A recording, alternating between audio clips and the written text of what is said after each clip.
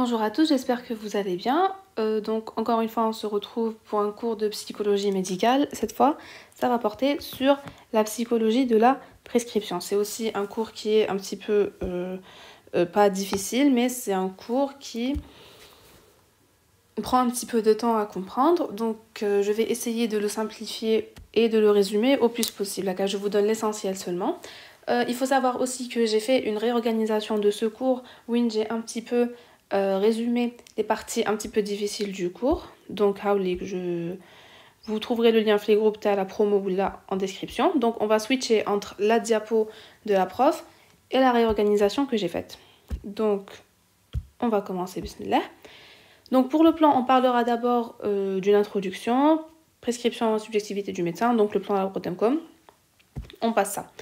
Donc, introduction. Les démarches médicales s'articulent le plus souvent autour de la prescription médicamenteuse, principe thérapeutique dont le but, dans le meilleur des cas, serait la restitution de la dite bonne santé. Donc, en gros, c'est que le traitement que va donner le médecin, donc le traitement, il va viser à guérir le patient, d'accord ? Donc, guérir le patient, ça serait vraiment le meilleur scénario que pourrait avoir la situation. Donc, le meilleur scénario que pourrait avoir la situation. Dans une moins meilleure situation, disons, au moins, il fallait etc. Donc, le médecin donne le traitement dans le but de guérir et surtout dans le but d'abréger la souffrance de son malade. Très bien. Alors, à la question du patient qui souffre, l'ordonnance est une réponse. Donc, tout ce qui est écrit en bleu, c'est un petit peu les mots clés et les idées, le cours. Donc, à la question du patient qui souffre, l'ordonnance est une réponse. D'accord ? L'ordonnance est une réponse. Réponse qui soulève à son tour des questions qui nous incitent à réfléchir quant à sa fonction, sa valeur et quelle place prend le médicament. C'est-à-dire qu'à ce moment, quand le malade va recevoir la prescription du médecin, donc l'ordonnance qu'il va lui donner, l'ordonnance, ça va être comme une réponse. C'est-à-dire que l'ordonnance, qu'est-ce qu'elle va faire? Donc sa valeur, c'est-à-dire que où je te sois, et quelle est la place que va prendre le médicament dans sa vie. Dans le cas où c'est une maladie chronique, le médicament va le suivre toute sa vie. Mais si c'est une maladie aiguë, donc ça va être juste le temps d'un petit moment et ça va passer. Donc, là, on va rentrer la prescription et subjectivité du médecin, qui est le deuxième élément. D'ailleurs, la prof, elle n'a pas mis le titre. Donc, après la potion magique d'antan. Alors, le cours, il y a vraiment beaucoup d'exemples qui sont là un petit peu pour simplifier l'histoire. Donc, en fait, cette diapo, elle est en train d'expliquer que avant, les rois, les reines, etc., c'était le magicien, il soignait le roi. C'était le magicien, le médecin du roi. Le magicien, à chaque fois, il y une potion magique, là en arabe, donc singulière et personnalisée. Ça veut dire que elle est spécifique un petit peu au roi. C'est-à-dire que si le roi aura telle maladie, il aura telle potion. Donc, ça explique en fait le concept que la potion Hadia, elle était singulière et personnalifiée. C'est-à-dire que c'est ça qu'il faut retenir. Le concept singulière et personnalifiée, il est question à l'heure actuelle de consultation. Donc, il est question à l'heure actuelle de consultation hyper spécialisée, d'une sophistication telle que le sujet disparaît. Donc, en fait, de nos jours, ce qu'on essaie d'expliquer à fait de la diapo, c'est que normalement, c'est écrit la réorganisation. Voilà, Heidik ici. De nos jours, le médecin a besoin de plusieurs éléments pour pouvoir poser un diagnostic. Des examens complémentaires, par exemple, comme des analyses, des télésithorax, etc. Donc, il est donc beaucoup moins essentiel et beaucoup moins sûr de lui. Avant, Hadaya le magicien, c'est lui qui avait une place, primordiale, c'est-à-dire qu'il était indispensable pour que le roi guérisse. Mais donc, vu que le malade voit que le médecin il a besoin d'analyse, d'examens complémentaires, etc., il va se dire qu'en fait, le médecin n'est pas si puissant et il n'est pas si indispensable que ça. D'accord? Surtout que maintenant, les gens, ils peuvent trouver les réponses à leur maladie sur Internet. La majorité, c'est des réponses fausses, mais les gens ne le savent pas. Donc, pour eux, la valeur du médecin, elle a vraiment beaucoup diminué. Donc, et vu que le médecin, en fait, il sait ça, le médecin, qu'est-ce qui va se passer? C'est qu'il va perdre son assurance, donc perdre l'assurance de son acte, mais aussi une confiance dans un savoir qui lui échappe. Ça veut dire que là, le médecin, il va se sentir impuissant. Donc, il va perdre confiance en lui et ça va beaucoup impacter sur son travail. Donc, la prescription fait d'autant plus mouche que le médecin y est impliqué. C'est-à-dire que quand le médecin qui est impliqué ou qui est داخل في هذيك la prescription, le malade هيهرب منها. Quand le médecin va lui dire qu'il doit revenir le voir chaque 3-4 jours, etc., le malade il se sentira un petit peu mal à l'aise. Ainsi, plus la médecine, donc on va prendre un surligneur, donc ainsi, plus la médecine se développe, plus les prescriptions se multiplient et plus le médecin recule, moins il est à l'aise dans une relation soignante, tiraillée et bancale. Donc, c'est que plus le progrès plus le médecin il va se sentir moins à l'aise il va se sentir un petit peu il va se sentir beaucoup moins indispensable, il va se sentir un petit peu inutile face à tout ce qu'il va y avoir comme développement, etc. Donc le médecin n'a plus l'image d'un savoir-faire et il fait appel à d'autres collègues. Mais déléguer ainsi le savoir, c'est envoyer le patient à la question qui croire. C'est-à-dire que, la diapo, qu'est-ce qu'ils sont en train d'expliquer? Le médecin, donc c'est écrit la réorganisation. En fait, la réorganisation, tout ce qui est écrit en marron haka et en italique, le point d'exclamation, c'est pour faire une remarque ou là pour résumer ce qui a été dit un petit peu avant. Donc, Naya, le médecin, dans certains cas, il va faire appel à un autre collègue. Par exemple, quand il verra qu'en fait, les symptômes, il ne les maîtrise pas, etc., il va faire appel à un autre collègue. Si il va faire appel à un autre collègue, c'est-à-dire, tu vas voir mon collègue Hadaya, peut-être que lui, il aura le diagnostic. Donc, dans ce cas, si le médecin lit il va lui donner un diagnostic différent, le patient il ne va plus savoir qui croire. Donc le malade comme il est vu comme une maladie ou là un organe qu'il faut soigner au plus vite. C'est-à-dire quoi, comme si il voulait se débarrasser de lui, que c'est pour lui un obstacle dans sa vie. Il y aura alors un malentendu entre le médecin et le patient. La prescription du médecin n'est donc pas prise en compte par le malade, ce qui fait que le médecin ne guérit pas. Donc là, la prescription du médecin, elle n'est pas prise en compte et le malade ne va pas guérir automatiquement, mais le malade va beaucoup plus rejeter la faute sur le médecin qu'il ne va la rejeter sur lui-même. D'accord? Donc c'est exactement la phrase. Un corollaire. Alors un corollaire, ça veut... Bon, on va effacer ça. Donc un corollaire, ça veut dire conséquence. D'accord, donc conséquence ou résultat. Donc quand le patient il va se poser la question qui croire, en fait l'une des conséquences que la question aura, c'est que le patient n'est plus considéré comme un sujet mais comme une maladie, d'accord, ou un organe que la prescription cherche à cibler ou à modifier, donc à soigner. Mais le patient ne va pas le prendre comme ça, il va le prendre comme si le médecin veut se débarrasser de lui au plus vite, d'accord. Et il y a cette simplification du malade à la maladie, où un fragment du corps ne peut aboutir qu'à un malentendu. Donc on applique, il va en résulter un malentendu entre le patient et le médecin, et donc à une efficacité parfois aléatoire de certaines prescriptions. C'est-à-dire que la prescription, elle ne sera pas prise au sérieux, elle sera prise aléatoirement, donc d'une façon sur le timajet, et il n'y aura donc soit une efficacité narsa, soit pas du tout d'efficacité. Un autre corollaire, donc résultat de cette évolution, ça va être la qualité de l'observance. En fait, l'observance, c'est à quel point le patient prend en considération la prescription du médecin. Ça veut dire si le patient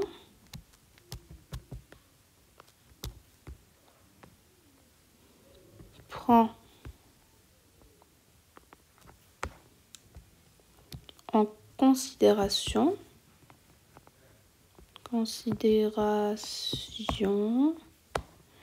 la prescription du médecin ou non. C'est-à-dire, c'est à quel point le patient va écouter le médecin au niveau de son traitement. C'est-à-dire, à quel point le patient il va suivre son traitement. D'accord? Évoquer l'observance, c'est mettre en avant l'importance de l'acte de prescription et la subjectivité du médecin. En fait, quand on parle de l'observance avec le patient, ça va mettre en évidence l'importance de l'acte. Donc, c'est-à-dire que qui à votre patient, vous allez lui dire, voilà, il faut prendre tel médicament telle fois par jour, etc. Ouais, il va comprendre l'importance de le médicament, donc l'importance de le prendre et la subjectivité du médecin. Donc, le médecin, il va venir s'imposer et il aura un rôle, c'est-à-dire qu'il va en quelque sorte lui ordonner de prendre avec le médicament. D'accord? Donc, le prescripteur qui est donc le médecin est celui qui fait le lien entre un diagnostic de départ et une substance proposée. Le médecin, vous avez telle maladie, donc il va dire le lien, la maladie le patient et la substance proposée, donc quel rôle aura le médicament sur la pathologie TAO. Cela est d'autant plus important que s'il s'agit d'une pathologie chronique. Il est très important d'expliquer aux malades ce que le médicament va faire à son corps, surtout si c'est une pathologie chronique qui va durer dans le temps. Donc, plus le patient saura avec le médicament, plus il aura de chances d'avoir une bonne observance, donc d'écouter le médecin elle a son traitement. Donc, le fait de prescrire ou de rédiger et de signer l'ordonnance, quel que soit son contenu, renvoie à la maladie, l'authentification en quelque sorte, la sermente et la confirme. Implicitement, elle positionne le malade sur un être malade. C'est-à-dire que si le patient il aura d'abord des doutes, il va demander est-ce que je suis vraiment malade, est-ce que je ne le suis pas. Donc une fois le médecin et que le médecin a l'ordonnance ou la prescription de tel médicament à prendre, c'est-à-dire que à partir de ce moment, le patient il comprend vraiment, donc il se met vraiment dans la position d'un être malade. Pour lui c'est officiel, il est malade, il a un problème. Et donc on va voir dans quelques temps comment est-ce que le malade il va réagir. D'ailleurs, pour les patients, il est beaucoup plus facile pour un patient d'accepter son traitement lorsque sa pathologie elle est aiguë. Quand le traitement il ne dure pas beaucoup de temps, le patient l'accepte beaucoup plus rapidement que si c'était pour, par exemple, une pathologie chronique comme le diabète de type 2, etc. Parce qu'en règle générale, dit à la prof Khaltaf le vocal, en règle générale, aucun patient ne va au-delà de 10 jours de traitement d'antibiothérapie. Quand je dis tout le monde, c'est-à-dire que le patient soit un médecin, que le patient soit aussi qu'il ait un autre métier qu'un médecin, il n'ira pas au-dessus de 10 jours d'antibiothérapie. Donc, le fait de...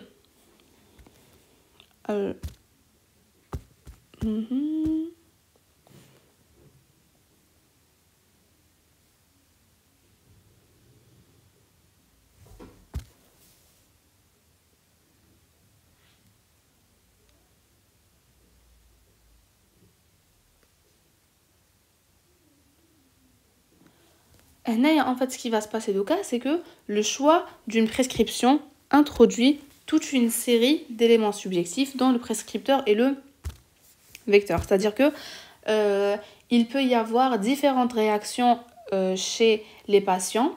Comment est-ce qu'ils vont prendre le fait que maintenant ils sont considérés comme des êtres malades. Ils vont l'accepter ou non, et on va le voir donc la prescription toujours le patient qui va se poser quelques questions. Donc, elles sont notées en vert. Donc, que veut ce prescripteur? C'est-à-dire que le patient, il va se demander dans un premier temps, donc le médecin, qu'est-ce qu'il attend de moi? D'accord? Donc, nous pensons que ce qui importe, c'est ce que le patient, quel que soit son âge, va projeter sur le prescripteur en fonction de sa problématique. Donc, il va se poser la question, qu'est-ce que ce prescripteur me veut? Il va aussi se poser la question, qu'est-ce qu'il donc Maloul, ça va être la question. Qu'est-ce que veut ce prescripteur? Est-ce qu'il va chercher à me guérir? Est-ce qu'il va chercher à aggraver ma maladie, etc. Et la deuxième question qu'il pourra se poser, c'est qu'est-ce qu'il me veut? C'est-à-dire, est-ce qu'il veut que je prenne vraiment mes médicaments à telle heure, etc. Est-ce qu'il veut que je sois ponctuelle? Est-ce que je peux me permettre des écarts, etc. On va le voir donc la prescription vient exagérer des questions telles que suis-je normal? Suis-je comme les autres? Donc, Hadouma, c'est aussi d'autres questions que pourra se poser le malade. Donc, une fois que l'être humain il est placé officiellement sur le stade d'une personne malade, il va se poser des questions du type suis-je normal? Il va aussi se demander suis-je comme les autres, etc. Donc, il va déjà commencer à se sentir très mal dans sa peau. Le cas spécial de l'enfant et de l'adolescent, donc la place des parents dans une prescription est aussi très importante, surtout quand la personne malade, donc quand c'est un enfant ou un adolescent, ne peut pas prendre de décision wahdo. Donc, qui demande quoi? Qu'est-ce que chacun du médecin et de l'enfant et ses parents attendent de l'autre? Si la question paraît plutôt vite résolue. Donc, en fait, il y a ce qu'on essaye d'expliquer. Annika, tout ça ici, je pense. Voilà. Les attentes des parents peuvent varier selon les pathologies desquelles sont atteintes leurs enfants. Donc, pour une maladie somatique, pour par exemple une otite ou une rhinolaryngite, donc pour une petite inflammation de rien du tout, la guérison va être facilement réalisable. Par contre, pour les maladies psychomotrices, donc tout ce qui va être en rapport avec la santé mentale, beaucoup moins facile, donc il manque un M, beaucoup moins facile à traiter, et donc les parents devront être compréhensifs et leurs attentes réalistes. Parce qu'il y a beaucoup de parents qui se disent mon enfant il est malade, oui, par exemple pour l'autisme, oui, mon enfant est malade, etc. Mais je pense que c'est une maladie qui est facilement soignable, alors que non, c'est des maladies qui des fois nécessitent carrément des années de traitement et de travail. Mais chacun l'enfant il s'en sort, et c'est quand même l'enfant ne s'en sort pas toujours. Donc les parents les attentes تاعهم يكونوا réalistes. Il faut que يتفاهموا مع الوضع et ils aident leurs enfants du mieux qu'ils peuvent, parce que c'est tout ce qu'ils peuvent faire. Donc là on passe au troisième élément du cours, observance et alliance thérapeutique. Déjà, c'est quoi l'alliance thérapeutique? L'alliance thérapeutique, c'est la relation médecin-patient, ainsi avec l'entourage de ce dernier. Il faut faire la différence entre l'observance et l'alliance thérapeutique. L'observance, donc, prends un petit crayon. L'observance, ça va être la relation entre le patient et son traitement. Donc, relation patient, traitement. Donc,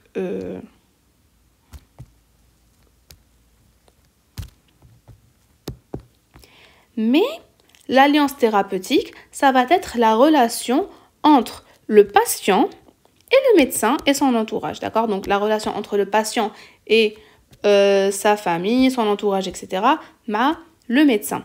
La relation entre le patient et le médecin et avec son traitement, mais il me chouche forcément kiff. Un patient peut avoir une bonne relation avec son médecin, mais il ne va pas bien suivre son traitement. Donc, ils auront une bonne alliance thérapeutique, mais une mauvaise observance. Et l'inverse, il peut être juste. Donc, il ne fait son médecin, mais il suit son traitement. Qui m'a bien sûr, il va dans la même direction.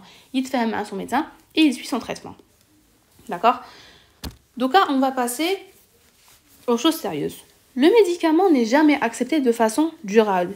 Il soulage pendant un temps, à l'image d'une béquille par exemple. Wahed qui a un kit et qu'il aura des béquilles.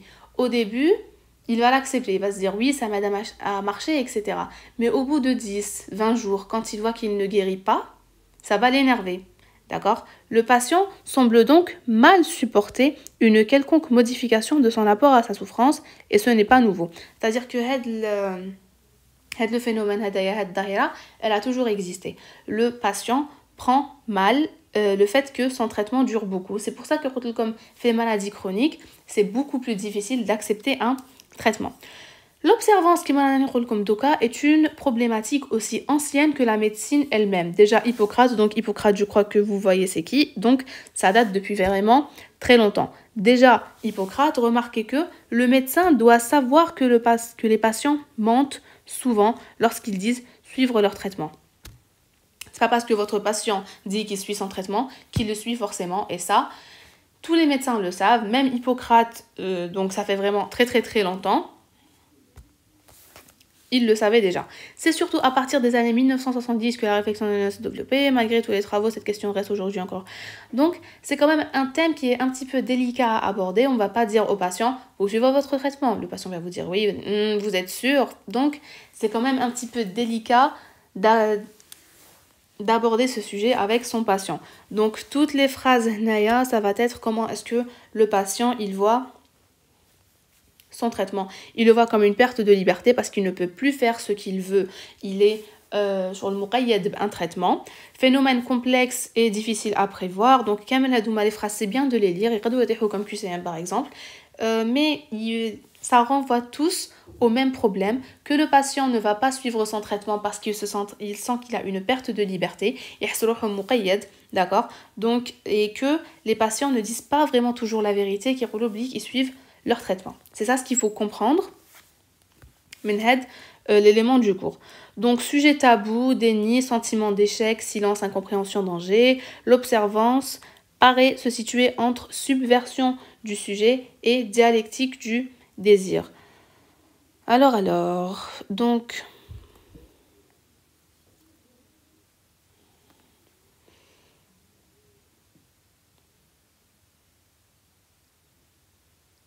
Tout soignant est confronté à cette question de l'observance. C'est un phénomène transnosographique, multivarié et polyfactoriel. Comment expliquer le mot transnosographique ?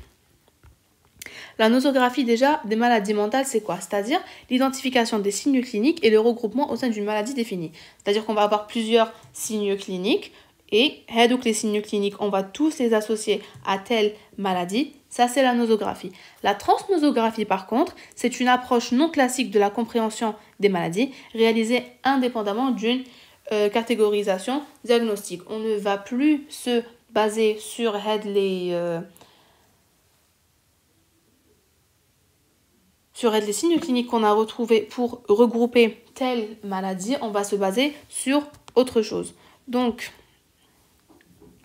mais c'est pas vraiment très important les choses. Difficile à saisir, la définition de l'observance reste large.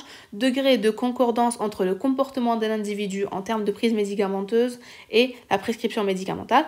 L'observance est complexe et se décline de multiples façons. Déjà la fidélité exemplaire, donc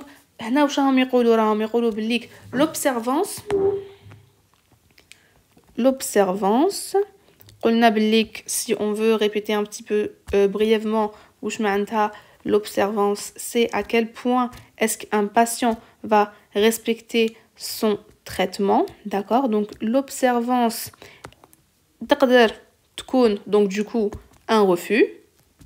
Donc le patient, il va refuser de prendre son traitement, comme ça peut être une obéissance totale. Il y a beaucoup de patients qui acceptent leur traitement et qui le prennent.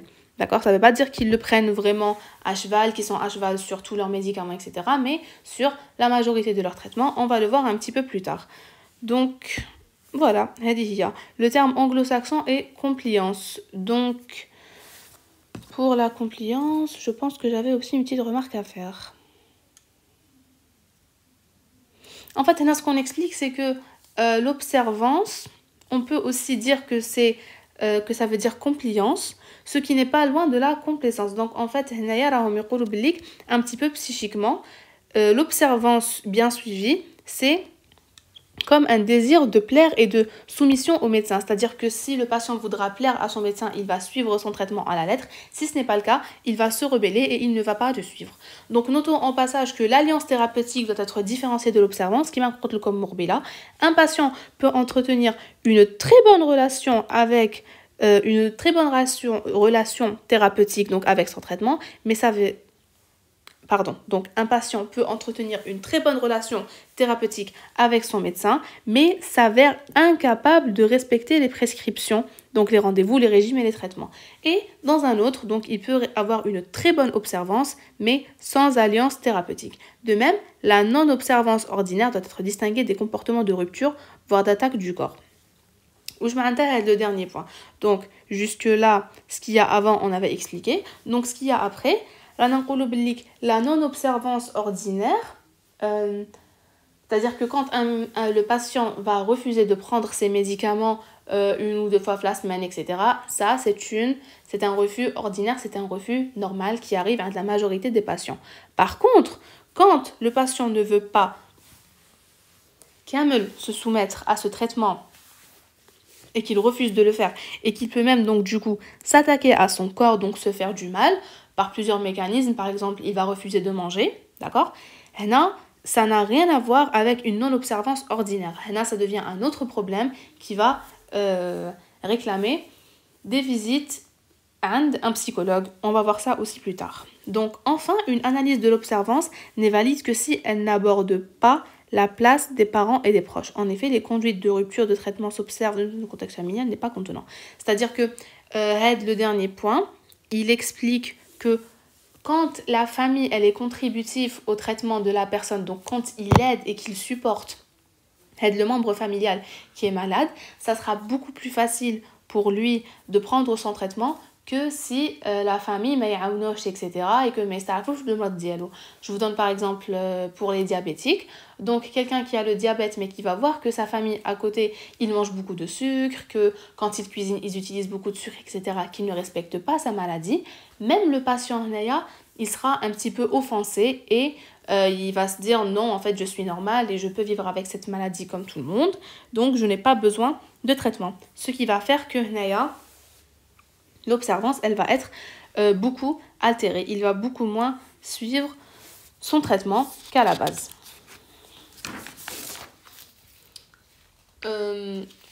Donc si on veut un petit peu résumer on applique l'observance, ça va être le fait de suivre la prescription du médecin, et l'alliance thérapeutique, ça va être la relation médecin-malade. L'une ne dépend pas forcément de l'autre, d'accord? Donc imaginez les exemples là.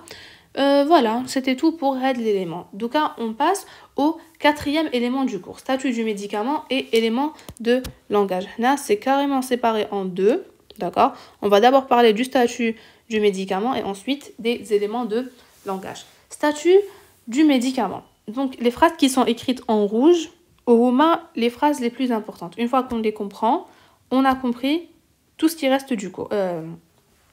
Tout ce dont parle l'élément. Dans la prescription, le médicament peut revêtir plusieurs statuts, d'après monsieur Hada, l'écrivain, en 1997, que nous ne ferons qu'énumérer. Donc, le statut du médicament. Le médicament peut être d'abord un objet transitionnel, d'accord? Ça peut être un objet transitionnel, ça veut dire que il donne à voir ce qui est dissimulé dans le corps ou dans la pensée. Le médicament, il va faire comme l'objet li yerbat entre la maladie, donc qui est un petit peu à l'intérieur de son corps, et le réel, donc la maladie qu'il ne peut pas voir, et la réalité qu'il peut voir. C'est-à-dire que quand il va prendre son médicament, pour lui, c'est un objet de liaison, d'accord? Donc il est en position, c'est-à-dire que l'wasit entre lui et la maladie dialo. Le médicament l'wasit entre lui et la maladie dialo.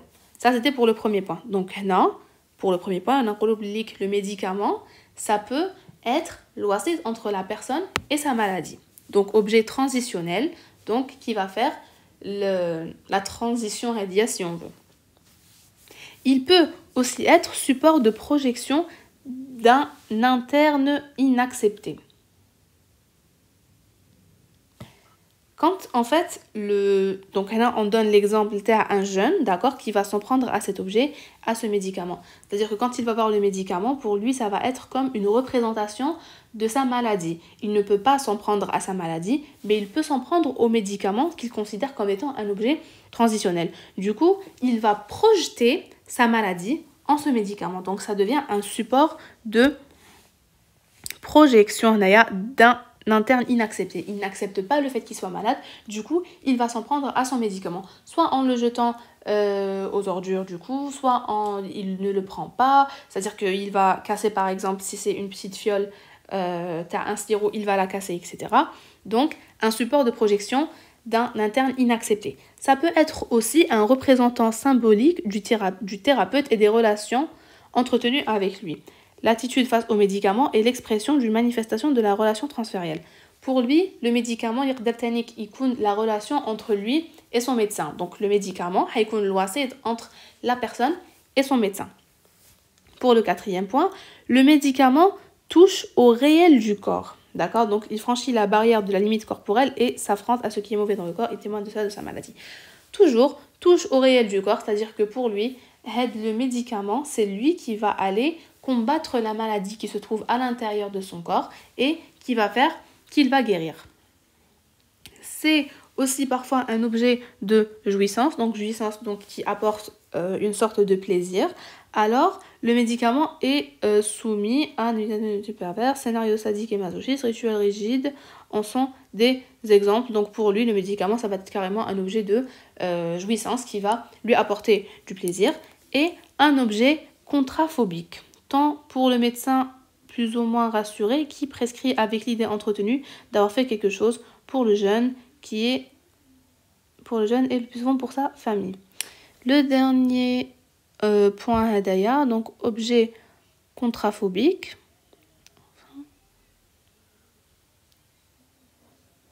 Un objet contraphobique, donc en fait c'est ce qui va venir rassurer le patient. Il va se dire oui c'est vrai je suis malade etc. Mais le médecin m'a donné le médicament, je sais que le médicament il va faire effet sur moi, d'accord. Et ça rassure aussi sa famille en quelque sorte. Donc phobique c'est la peur, hadaya donc c'est la peur de la maladie tarou. Ça va être un objet qui va venir rassurer en quelque sorte la peur qu'il avait de sa maladie. Voilà, donc ça, c'était pour le statut du médicament. Donc, on applique le médicament, il peut avoir 6 statuts. Soit le statut d'un objet transitionnel, soit le statut, donc, on a d'un objet transitionnel, d'un support de projection d'un interne inaccepté, représentant symbolique du thérapeute et des relations entretenues avec lui, touche au réel du corps, un objet de jouissance ou un objet contraphobique.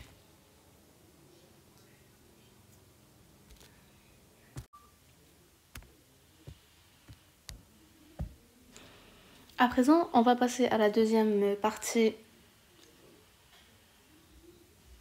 du 5e élément du cours, qui sont donc éléments de langage. La maladie, le médicament de son nouveau signifiant injecté dans le discours familial, comme tout signifiant, et on voit la présence imaginaire. Donc en fait, pour le patient, le médicament, ça va être un petit peu une preuve qu'il est malade, donc autant pour lui que pour son entourage. Ça veut dire que même l'entourage familial, on aura les mots, la maladie, le médicament, etc. Donc même l'entourage familial, nous il faut les nouveaux termes. Même la famille du patient doit s'habituer à utiliser ces nouveaux termes. D'accord? Donc, mais en fait, le médicament, il renvoie un petit peu une image imaginaire du corps. C'est-à-dire que quand on dit que le médicament va combattre la maladie, quand on dit combattre, on le dit pour plaisanter. Enfin, pas pour plaisanter. Mais en fait, le patient, pour lui, ça va être carrément dans son imagination. C'est le médicament qui fait un réel combat, donc avec des armes et tout, avec la maladie. D'accord?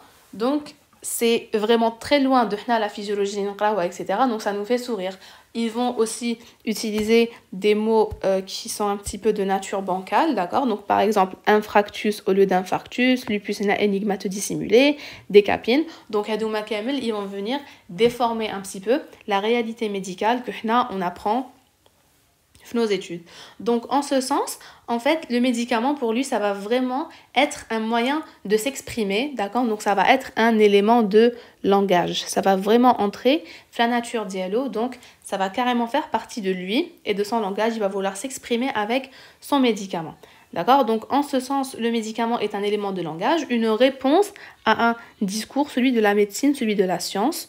Donc, l'ordonnance voudrait d'ailleurs conférer à ce discours un ton impératif qui est « j'ordonne ». L'ordonnance, elle est naya pour dire « je suis là, tu dois prendre tes médicaments, etc. » Donc, c'est un petit peu comme un ordre.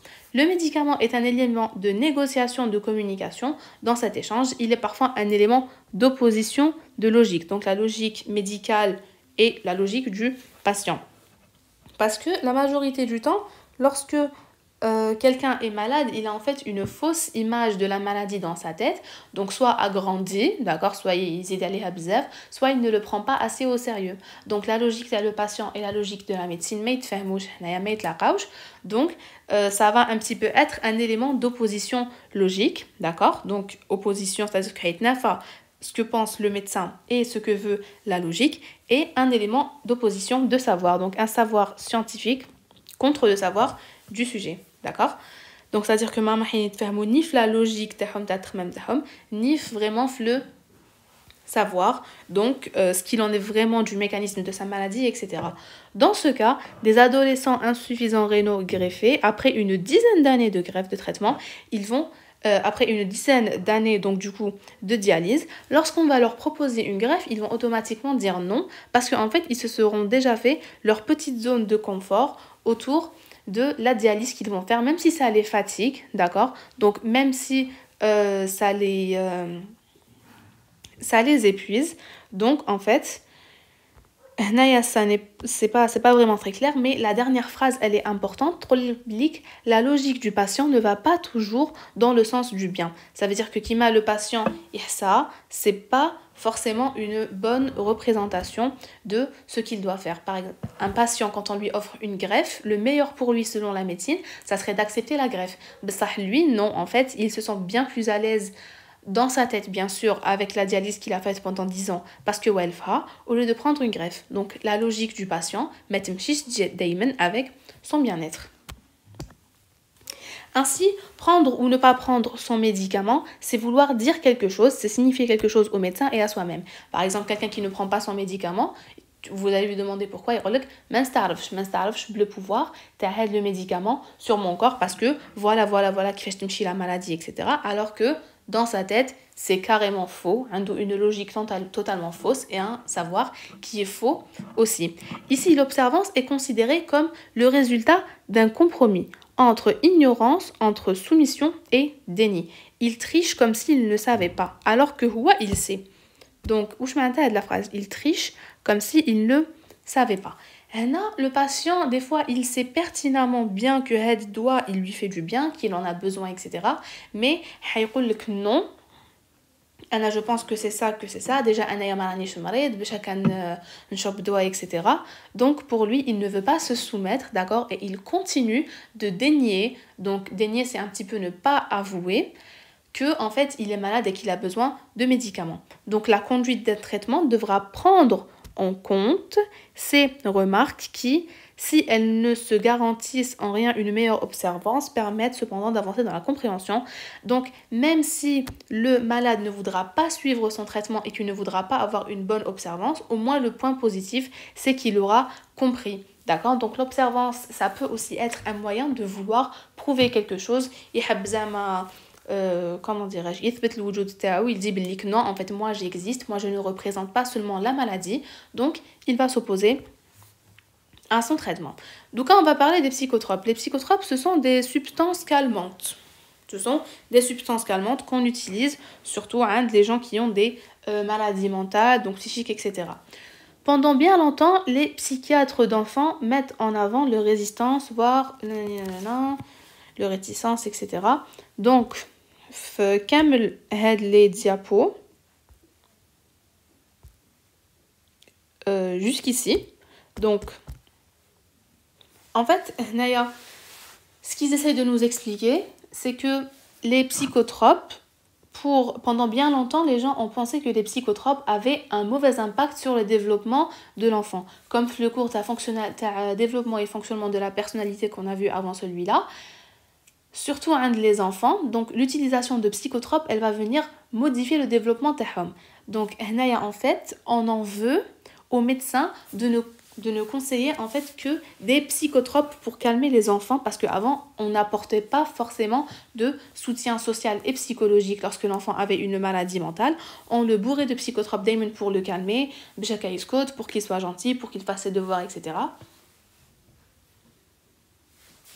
Donc c'était vraiment très mal vu. Et vu qu'il n'y avait pas beaucoup d'études sur les psychotropes, on avait vraiment peur de leur action. Donc on était réticents, il y en avait même qui étaient résistants à les psychotropes. Donc il y avait certains médecins qui s'opposaient carrément. Les parents aussi n'étaient pas d'accord. Donc ensuite, on bada avec l'évolution de cette situation. Il a fait la situation, elle a fait que Oulahi a dit que la phrase situation donc, le peu d'études et le manque de données de l'épidémiologique, donc on a dit qu'il n'avait pas assez d'études qui prouvent que les psychotropes sont inoffensifs, qui ne vont pas impacter sur le développement de leurs enfants. Donc, ils étaient vraiment très réticents. Ils ont demandé à ce qu'il y ait aussi un soutien donc, psychologique de l'enfant, et pas qu'on le calme seulement avec des psychotropes. Donc, il y avait beaucoup aussi de psychiatres d'enfants qui ont fait des recherches, etc. Donc, je cherche la phrase que je ne trouve pas.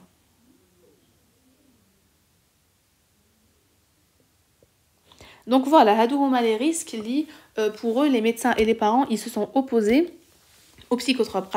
Risque d'occultation des problèmes intrapsychiques avec soumission à la solution médicamenteuse. Ça veut dire que l'enfant dépendant de le médicament, il démaquèche le médicament, il ne va pas se calmer et ça c'est vraiment très mauvais. Accentuation de la relation de dépendance psychique du jeune, c'est-à-dire que même psychiquement,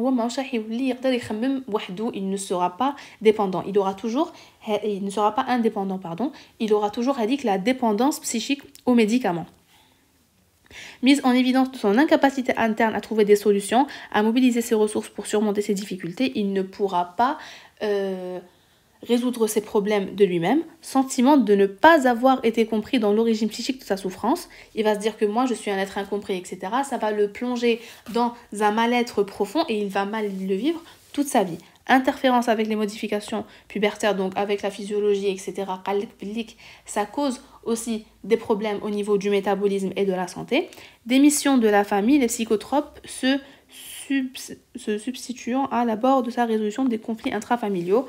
Donc, la famille, quand la famille n'est pas très soudée, ça va pousser automatiquement l'enfant à avoir des problèmes psychiques et donc on aura utilisation des psychotropes. Donc il faudrait vraiment arranger le climat familial d'abord et puis ensuite voir autre chose. Valeur psychopathologique de la non-observance.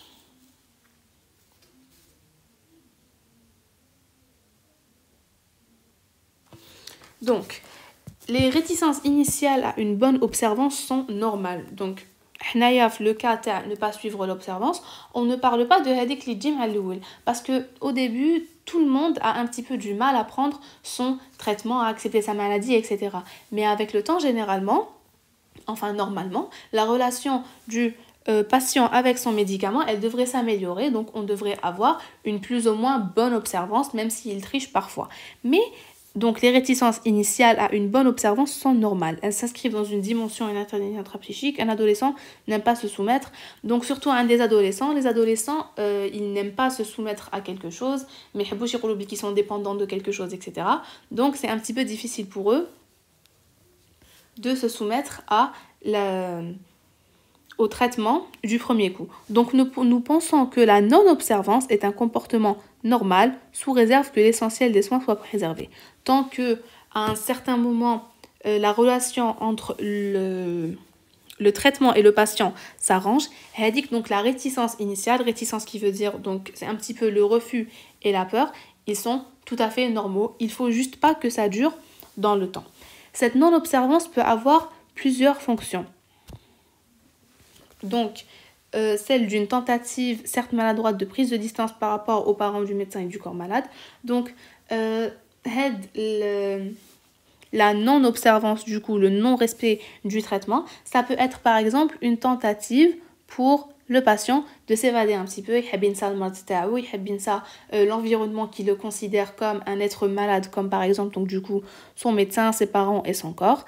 Ça peut aussi être un essai de réappropriation du corps parce que la majorité du temps, quand le patient est malade, il sent que son corps ne lui appartient plus. Donc, il veut qu'il lui appartienne à nouveau. Genre, il est envahi par les soins médicaux. Il est que son corps il n'est plus à lui, il est maintenant à la maladie, aux médicaux, etc. Donc, qui perd le traitement, pour lui, c'est une certaine façon de se réapproprier son corps, donc qu'il soit de nouveau à lui. La recherche d'un espace de liberté, donc il fera donc du coup ce qu'il veut, mais quand je un traitement ou un médicament qu'il devra prendre. Ça peut être aussi une fonction de lien où le jeune, par sa non-observance, se rappelle à notre bon souvenir, voire à un degré, prend la tête, il empêche tout relâchement du lien, tout espacement des consultations.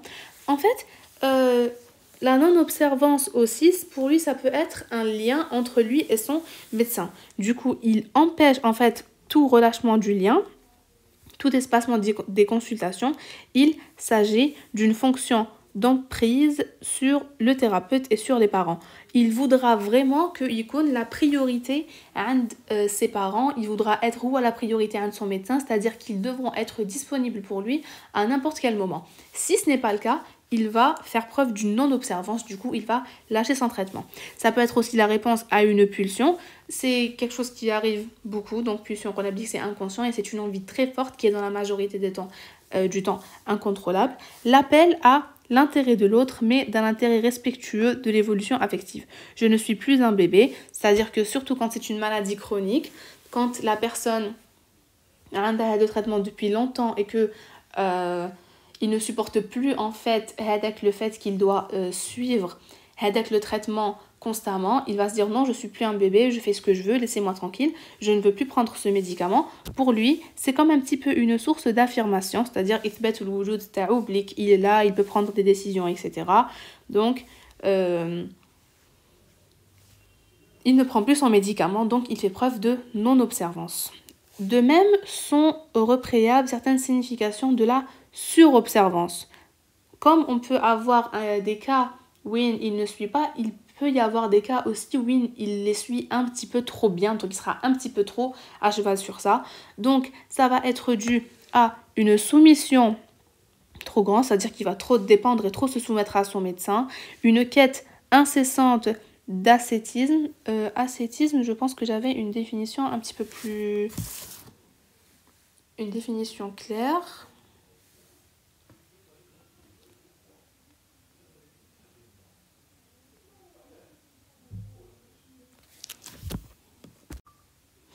Donc on a une quête incessante d'ascétisme, l'ascétisme qui est en fait donc une certaine rigueur. Donc la personne, elle veut vraiment être à cheval sur les règles, d'accord? La personne elle ne veut pas désobéir aux règles, etc. Donc quête incessante de rigueur, donc un petit peu perfectionnisme, disons. Parfois c'est une hyper-intellectualisation avec aspect de trop sérieux qui vient signer les modalités de défense contre l'angoisse. Donc on a la personne, quand elle fait une surobservance, elle va se dire que non, le plus je suivrai mon traitement, le mieux je me porterai, etc. Ça c'est une logique normale, mais la personne, non, en fait, elle angoisse beaucoup. Du coup, ils se disent que si je reste toujours à cheval, je ne risque rien. Ça les pousse à une surobservation, d'accord? C'est un petit peu, je suis à overthinking, donc du coup, ils réfléchissent trop, ils angoissent beaucoup, et du coup, ça les amène à la surobservance. Probablement que si les dangers de la non-observance sont faciles à prévoir, ceux de la sur-observance sont tout aussi problématiques d'un point de vue psychique, avec parfois des adolescences qui ne se font pas. C'est-à-dire que la sur-observance, en fait, la personne, elle n'a pas le droit à l'erreur, elle n'a pas le droit de se relâcher. Donc, par exemple, pour un adolescent, vu qu'il ne veut pas se relâcher, il ne va pas faire sa crise d'adolescence, ce qui pourra quand même causer un problème plus tard, son développement psychique. La question du désir de l'autre, donc le besoin et la demande, la vraie question du désir pourrait être celle du bonheur. Il y a donc du coup un dicton qui dit « S'éloigner de ce qui nous fait du mal, ça nous rapporte du positif et ça nous fait du bien. » D'accord? La vraie question du désir pourrait être celle du bonheur. Elle viserait profondément une maîtrise idéale de notre existence qui nous conduirait à l'adolescence. Désir brûlant, la maladie, particulièrement celle chronique. Donc, en gros, la vraie question du désir pourrait être celle du bonheur. Ça veut dire qu'on désire vraiment des choses qui nous apportent du plaisir, donc des choses qui nous apportent, disons, des choses positives, donc qui nous font du bien. À l'adolescence, la quête hadia du désir, elle est vraiment ardente, ça veut dire qu'elle est vraiment très forte, le désir est brûlant. Donc la maladie, elle vient quand même un petit peu gâcher le désir, donc du coup d'apprendre, de découvrir, etc. Pour l'adolescent, ça va être un petit peu gênant, d'accord? Donc ça va le gêner, sa quête du bonheur. Donc elle vient à contresens, c'est-à-dire qu'il y a l'épanouissement de cette illusion d'une liberté nouvelle. Alors qu'en est-il du désir? C'est-à-dire que l'adolescent, comment est-ce qu'il va vivre en fait la quête du bonheur qu'il n'arrive pas à recevoir? Pour mieux percevoir ce dont il s'agit, nous pouvons nous servir de quelques métaphores. Obligation prescrite. Donc on a la oblique pour en fait la quête du plaisir radia. Il va d'abord privilégier le fait que ça le protège des aggravations, des conséquences de sa maladie et que du coup il est un petit peu obligé de le faire, mais que parfois il peut y avoir quelques égards, etc. Donc pour la question du plaisir radia, le mieux pour l'adolescent, ça serait ce qui est écrit Naya en gras. Pour analyser cette question du désir, il convient de la mettre en articulation avec le besoin et la demande. Donc, il serait bien quand même... Donc, par exemple, pour un enfant, c'est frustrant de ne pas... un enfant qui est diabétique, par exemple, c'est frustrant de ne pas pouvoir manger de chocolat.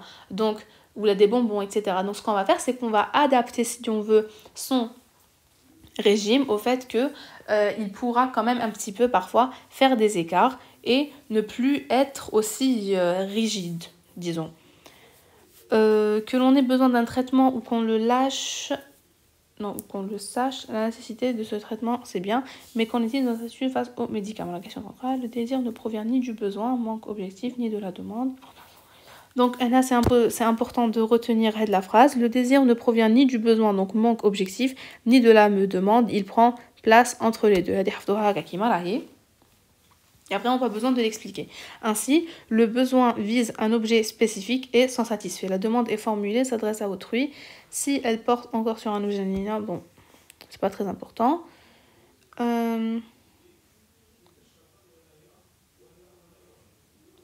Donc en fait, le désir, c'est pas forcément quelque chose de logique. Donc là, il faut retenir la phrase écrite en rouge. Le désir est irrationnel parce que même si la personne sait, on prend toujours l'exemple des diabétiques, même si la personne sait que le sucre lui fait du mal, elle aura quand même l'envie de manger du sucre. Donc le désir est irrationnel, il ne suit pas la logique. Parfois, il fait désordre. Cela n'empêche pas qu'il puisse se travailler. Donc ça continue quand même, même si le malade est au courant que ce n'est pas bien pour lui et que ça lui fait du mal. Le rapport au savoir, les croyances et les attentes. Donc le médecin est dans une position de savoir de ce qui est bon ou non pour son patient. D'accord? Donc un certain savoir universitaire, l'Iqra, etc. Mais en fait, des fois, pour le docteur, ça va être difficile de s'affirmer à cause des croyances et des attentes de son patient. Alors, comment ça va se faire? Le savoir du médecin, en fait, le médecin, son rôle, ça va être quoi? Donc, le médecin, déjà, il sait. Je me suis trompée de crayon. Donc, le médecin, déjà, il sait, d'accord? Il explique, il éduque, il renseigne et il ordonne lorsqu'il donne, donc du coup, la prescription ou l'ordonnance. Le savoir du patient est tout autre. Même une bonne connaissance de sa maladie n'est pas forcément un signe de bonne observance. Le patient, il peut très bien savoir comment est-ce que sa maladie marche, ou je les mets là comme médicament, etc. Il peut même connaître l'importance du médicament pour guérir sa maladie, mais c'est pas pour autant qu'il aura une bonne observance, d'accord? Et des fois, c'est carrément le patient, il ne veut rien savoir sur sa maladie parce qu'il se dit que s'il va savoir, il aura une bonne observance et il ne veut pas ça. Donc c'est parfois le désir de n'en rien savoir carrément. Le résultat, c'est le quiproquo. Donc du coup, qu'est-ce qu'on aura? L'oubli, on aura l'erreur et parfois la non-observance. et parfois la non-observance. Les croyances et les attentes de l'un ne sont pas supposables à celles de l'autre. Donc, sans doute faut-il aborder ces questions ensemble dans l'espoir de créer un véritable espace d'identité. Donc, en fait, il faut vraiment en parler avec son patient, lui dire, voilà, votre maladie, elle marche comme ça, comme ça, comme ça. Le médicament, il va venir vous soulager à ce point, ce point, ce point. Ça va aider à traiter votre maladie à ce niveau-là, etc. Ça pourrait quand même améliorer l'observance. La non-observance est un phénomène qui est partagé entre le patient et le médecin. Il est partagé aussi avec les parents. Parce que, ils sont tous responsables de la non-observance, mais chacun quand même joue un petit rôle de la non-observance qu'aura le patient. Les attentes des parents ne sont pas plus simples à gérer pour le cas des enfants qui sont autistes et les parents qui attendent qu'ils guérissent comme si c'était une simple inflammation. Donc, teinté d'angoisse et mêlé de croyances, surtout au niveau des croyances. Donc, etc. Donc, ça va vraiment venir perturber l'observance du patient. Donc les demandes parentales sont souvent pressantes. Les parents, ils veulent toujours que ça soit vraiment très rapide. Je veux que mon enfant guérisse bien et rapidement, d'accord? Et dans certaines occasions, elles vont jusqu'à étouffer carrément et influencer le médecin. La place du médecin s'en trouve encore plus complexe. C'est alors une raison d'appel au psychiatre. Dans ce genre de situation, quand on voit vraiment que l'observance n'est vraiment pas respectée, que le patient ne respecte vraiment pas son traitement, on va aller orienter notre patient vers un psychiatre qui va être l'avant-dernier élément du cours. Une place pour le psychiatre. En fait, le psychiatre, en gros, ce que l'élément essaye d'expliquer, c'est que le psychiatre, il va... Alors, dans le contexte de la maladie chronique, le psychiatre est souvent appelé. Surtout quand c'est une maladie chronique. Ça, c'est une information importante à retenir.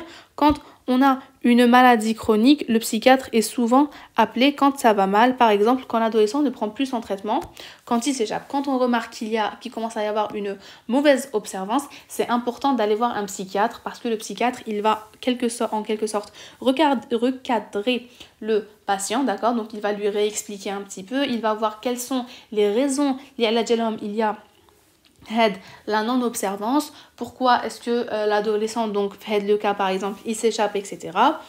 Et il va essayer au mieux d'arranger le problème. Est-ce pour autant le meilleur moment pour solliciter donc y aurait-il un intérêt à proposer une rencontre, un premier lien au cours des mois suivants, la perte de la maladie, etc. Alors, la phrase aussi, elle est importante. Le psychiatre ne doit pas devenir une contrainte supplémentaire. Ça veut dire qu'on ne va pas faire du psychiatre un nouveau problème avec un nouveau stress. Et du coup, il y aura une non-observance, mais le psychiatre, carrément, il va y avoir... Donc, on va rater les rendez-vous, etc. Il ne faut vraiment pas que le psychiatre devienne une contrainte, donc un nouveau problème, d'accord ? Car alors, aucun travail n'est possible. La consultation psy ne doit plutôt pas être demandé comme on demande une glycémie. C'est-à-dire qu'il faut quand même aborder la question avec une certaine délicatesse. Voilà, moi je pense qu'il serait préférable pour vous d'aller voir un psy, etc. On expose les raisons, mais c'est comme si on demandait par exemple des analyses ou une glycémie, etc. Pour le psychiatre, dans la situation de non-observance, il s'agit de prendre non pas en charge, mais en décharge. Donc en fait, le rôle du psychiatre, ça va être beaucoup plus de permettre à la personne de s'extérioriser, de s'exprimer, etc. Pourquoi est-ce que tu ne prends plus ton traitement? Pourquoi est-ce que qu'il y a de la non-observance? Donc, il va permettre à l'individu, ce qui est écrit en vert, c'est ce qu'il faut un petit peu retenir du rôle du psychiatre. Il va permettre à l'individu de devenir sujet de ses soins, acteur à part entière de ses choix et à sa prise de charge, et non pas de rester un objet passif de soins, de reconnaître et de l'aider à identifier lui-même sa place au sein du groupe et de sa famille. Il va aider le patient à se retrouver avec lui-même, de reprendre le contrôle un petit peu de la situation si on veut. Donc, ça peut vraiment beaucoup l'aider sur le plan psychique. Il va se sentir mieux et on aura une meilleure observance. C'est là un subjectivisme impliquant le passage d'une certaine passivité à la conquête d'une certaine maîtrise. Donc, on va l'aider. On arrive enfin à la conclusion. Donc en conclusion, rappelons que le traitement ne se réduit pas à la prescription et que l'idéal du bien de traiter, c'est accepter de travailler avec le paradoxe, donc dans la contrainte, dans les impositions et dans le manque. Et là, en gros, ce qui est écrit en bleu, ça veut dire que la prescription ne doit pas forcément être parfaite, l'observance ne peut pas aussi être parfaite. C'est normal pour le patient de tricher des fois, mais il faut faire attention à la non-observance ou à la surobservance parce que elle aura des effets délétères, donc mauvais, sur le traitement du patient. Et comme témoin, nous sommes là pour témoigner, écouter, prendre note, réagir aussi bien le patient. Nous rappelons que tricher un peu avec les médicaments, ce n'est pas bien du point de vue somatique, mais cela peut être bénéfique du point de vue psychique. Quand quelqu'un triche un petit peu, mais juste un petit peu, ça peut aussi le soulager du poids qu'il va donc venir porter au niveau de son psychique. Voilà, donc on a fini la leçon. J'espère que ça vous aura plu. Si vous avez des questions, n'hésitez pas à nous les envoyer ou à les mettre en commentaire. Pour le lien de la réorganisation, il sera normalement mis la barre d'infos. Sinon, vous pouvez nous contacter la page, on vous l'enverra, il n'y a pas de souci. Voilà, c'est tout. Bon courage à vous.